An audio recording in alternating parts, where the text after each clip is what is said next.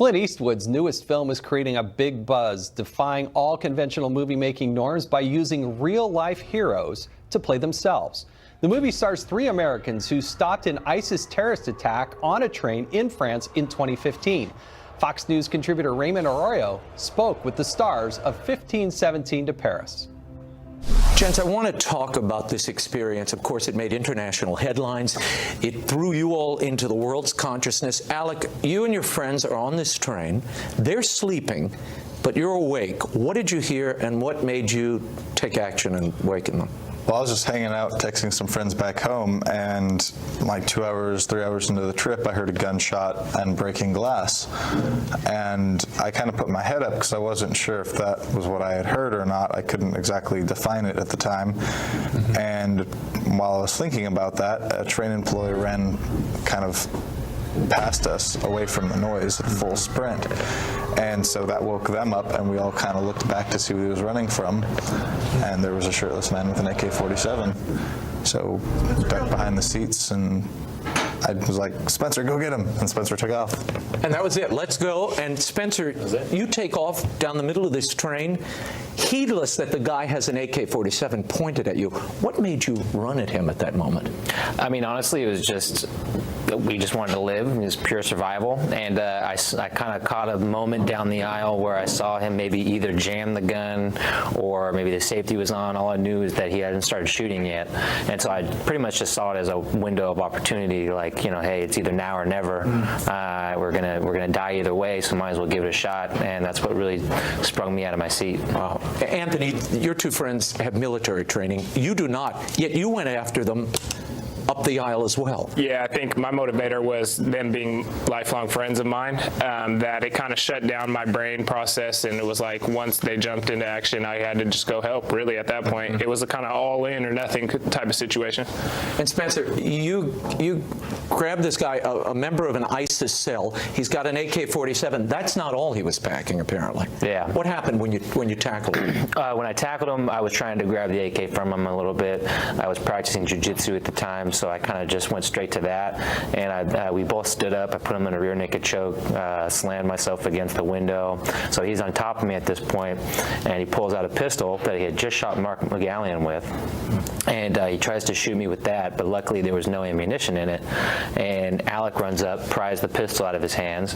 As soon as the pistol gets out of his hand, he grabs a box cutter and starts cutting the back of my neck, almost trying to slit my throat with it, and then comes across and slices my left thumb to the bone, severs my tendon and nerve. And I looked over his shoulder, saw the knife, and him kind of flailing around. I screamed, he's got a knife, and I kicked him off me, and then we all kind of punched him and kicked him for a little bit, and I mean, the fight went on from there too. But unbelievable. Do you believe, Alek, that there was a divine hand in all of this, in the way these events transpired? If you add up all the odds of us being in that time and place, and all the circumstances that put us there, all the circumstances that went towards us surviving it, I mean, that's going to be in the movie too, but it's just, to me, is too astronomical to be coincidence. So as if all this wasn't terrifying enough, Anthony, you all decide we're going to approach Clint Eastwood with our book and our story. He decides to do this film and casts you all as yourselves.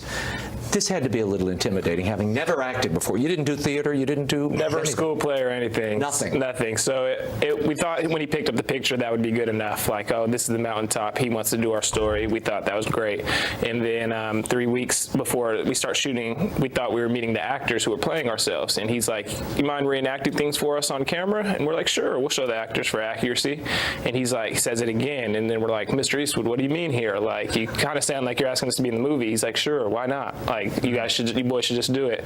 Alek, you spent a lot of time with him on the set, Clint Eastwood. Yeah, we spent a lot of time with him on set. I mean, he worked longer days than we did, and we spent a lot of time with him outside of set, just hanging out, getting food, getting drinks. We even would work out with him from time to time, and that's one of my favorite memories of him. Is Spencer and I were kind of talking smack to each other about how many dips we could do. And then Clint comes in and he's like, oh yeah, that's nothing. When I was 75, I could do 25 dips. And so we're like, all right, let's see what you got now. Keep in mind, he's 87. Right. He hops up on the dip bar and just knocks out 10 body weight dips, just like nothing. He still got it. He still got it. He's a tough hombre. What did you learn from him? He gave us a lot more gems and showed us a lot more about the industry and the process than he had to make the picture. So it felt like he was really invested in us, and he really wants to see us do well. So we all want to continue to pursue acting for sure. You're going to continue this, Spencer. Absolutely. I feel like he blessed us with a great opportunity, and he, like Anthony was saying, he kind of raised us up in this world a little bit, and we kind of want to see what else we can do with it. And what do you want people to take away from this experience, given that ISIS has proven itself that this is the kind of attacks they plan on enacting on the public from now on? Even though these two are off-duty servicemen at the time, that we are three ordinary guys, in that ordinary people are going to watch the film, and we don't have anything special. And us three, it's we were just put in an extraordinary situation, and we hope that people take that theme from the movie, that if they find themselves in a situation with a terrorist or maybe any obstacle they're facing in their life, that they have the ability to do something extraordinary themselves. If they do it together. Most definitely. Thank you, guys. Thanks for being here. Thank you.